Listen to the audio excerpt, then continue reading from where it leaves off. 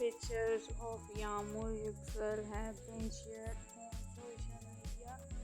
Yağmur was looking so much pretty and beautiful as usual. She was wearing a traditional dupatta. So the look of Yağmur was traditional, and the traditional look of Yağmur was in traditional dupatta. On the other hand, Baris Baktas has reached Egypt and he is invited in Egypt especially. So he went to attend the event there and he was also happy.